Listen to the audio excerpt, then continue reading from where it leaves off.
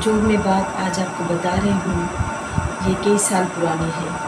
ये तकरीबन 20-22 साल पुरानी है। ये वो दौर था जब बटन वाला फ़ोन होता था, वो मोबाइल जो हम बटन वाले यूज़ करते थे, ये वो था।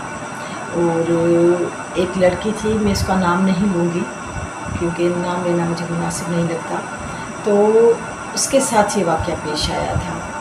और हमारे बच्चों के कुछ ऐसे फ़ैसले होते हैं जो उस वक्त उन्हें सही लगते हैं, मगर बाद में उन्हें वो ज़िंदगी भर का रोग लगने लगते हैं। ऐसा ही एक फ़ैसला था जो इस लड़की ने किया था। और उसके पास एक बटन वाला मोबाइल था, नया-नया आया था। अक्सर आता था ये जब मोबाइल जिसके हाथ में तो कोई रॉन्ग नंबर आ गया या कोई किसी ने रॉन्ग नंबर मिला लिया तो एक दूसरे से वो बातचीत शुरू हो जाती थी। और फिर अगर लड़का और लड़की बात करें तो कई गलतफ़हमियाँ भी फिर हो जाती थी। इस पर काफ़ी लव मैरिजेस भी हुए, कोर्ट मैरिजेस भी हुई। तो यहाँ इस लड़की ने एक रॉन्ग नंबर पर इसकी बातचीत शुरू हो गई। तकरीबन इसकी उम्र मेरे ख़्याल में उस वक्त होगी कोई 22 साल 25 साल होगी। इस वक्त वो 45 या 50 की होगी। तो इसकी बातचीत लड़के से शुरू हो गई। कैमरा तो था नहीं कि एक दूसरे की तस्वीर देख सकें। लड़के की आवाज़ अट्रैक्टिव थी और लड़की को अच्छी लगने लगी उसकी आवाज़। इस तरह से इन दोनों की बातचीत शुरू हो गई। बातचीत बढ़ती रही, कई महीनों तक एक दूसरे से बातचीत करते रहे।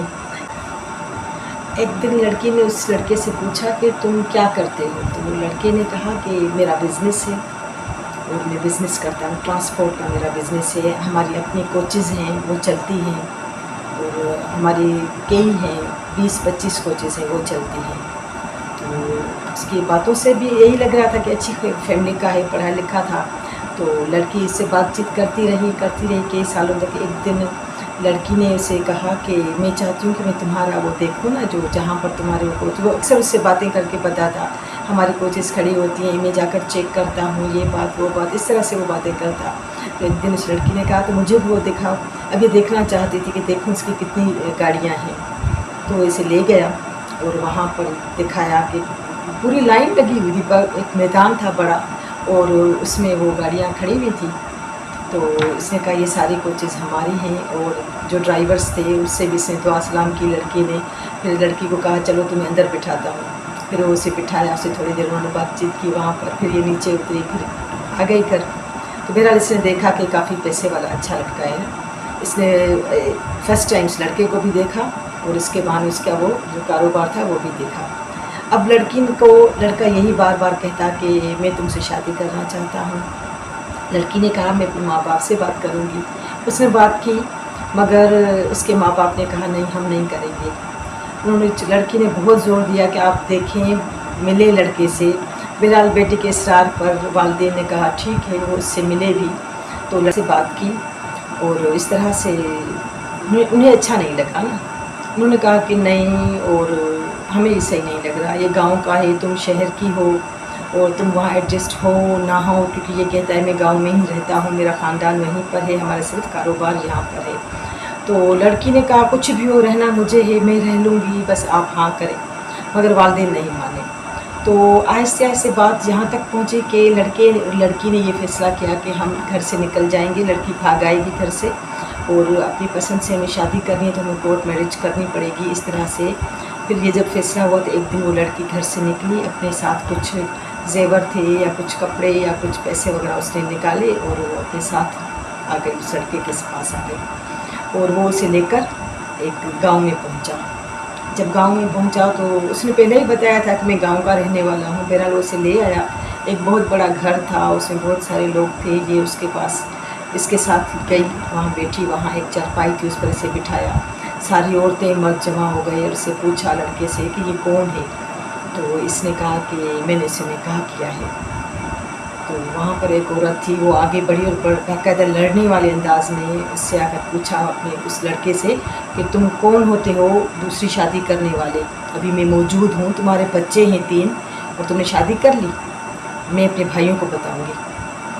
बहरहाल उनमें काफ़ी झगड़ा हुआ। अब लड़की जो थी वो परेशान हो गई क्योंकि लड़के ने कभी जिक्र नहीं किया था कि वो शादीशुदा है, 3 बच्चों का बाप है।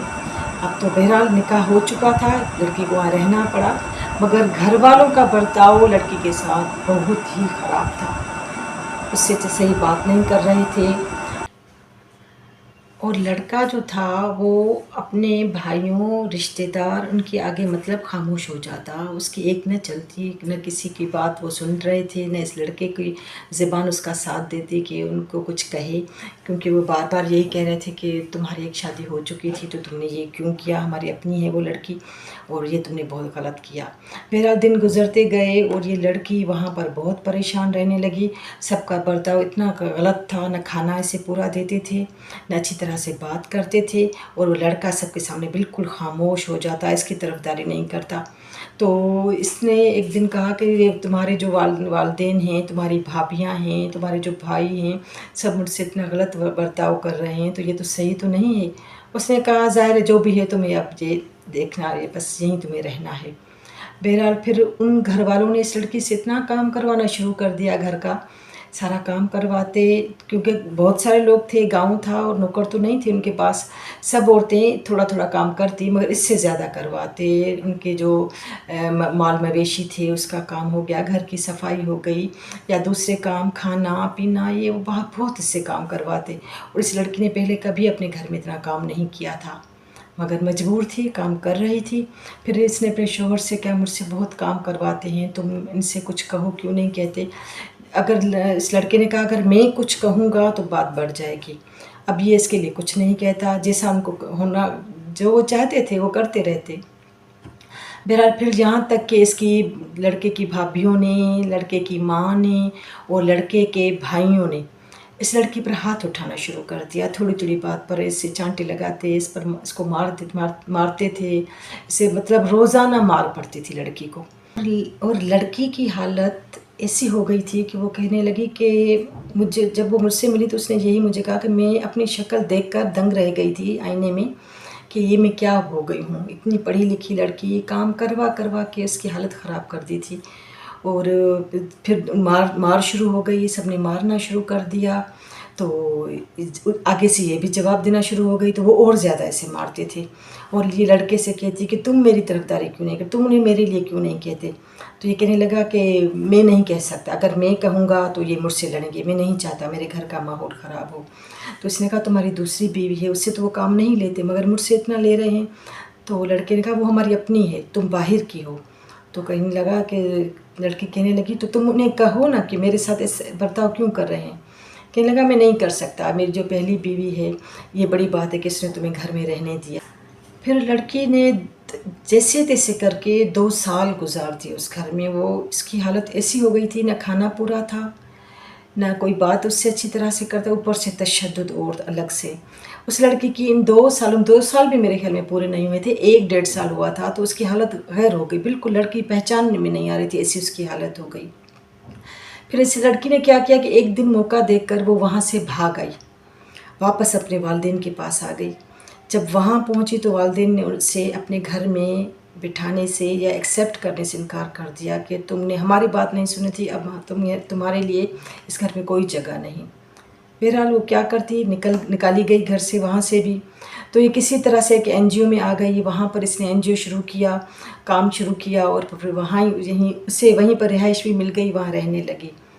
इस बात को तकरीबन 20-22 साल हो गए हैं। अब वो 45-50 की है, मगर वो कहती है मैंने अब तक फिर शादी नहीं की, मुझे इतना खौफ आने लगा शादी से।